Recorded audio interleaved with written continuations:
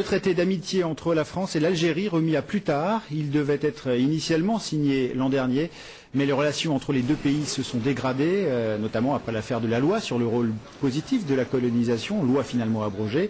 La rencontre hier entre Philippe Douste-Blazy et le président Bouteflika n'a pas suffi à recoller les morceaux. Pour Bouteflika, l'opinion publique française ne sera pas prête à ce traité d'amitié tant qu'elle ne regardera pas son histoire en face. Christian Malard, bonsoir. Bonsoir. Après avoir rencontré Philippe Douste-Blazy, le président Bouteflika vous a reçu hier en privé pendant 40 minutes en compagnie de Jean Daniel du Nouvel Observateur. Et visiblement, le président algérien est très remonté contre l'attitude française à l'égard de son pays. L'homme que nous rencontrons dans son palais d'El Mouradia est apparemment en bonne santé. Il se dit très vite déçu par la France. Le ton est incisif, voire parfois cassant. Il n'est pas dans l'intérêt de nos deux pays, dit-il, de signer maintenant ce traité qui se veut historique. S'il doit être signé, il doit l'être en toute transparence, sans retenue, sans arrière-pensée. On n'en est pas là, martèle-t-il.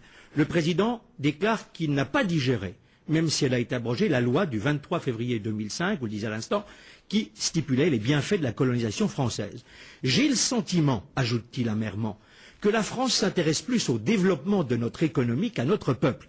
Je ne voudrais pas être pris pour un imbécile heureux, insiste-t-il en souriant, et d'ajouter « La France ne doit pas me traiter avec une attitude néocolonialiste ». Enfin, Abdelaziz Bouteflika nous prend à témoin pour nous parler de l'aberration que constitue à ses yeux l'octroi des visas aux Algériens.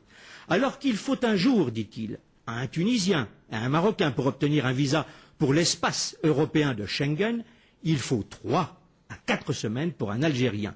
Même si le terrorisme nous a frappés, conclut-il, ce n'est pas sérieux. Le message à Jacques Chirac, pour lequel il dit avoir amitié et affection, est clair.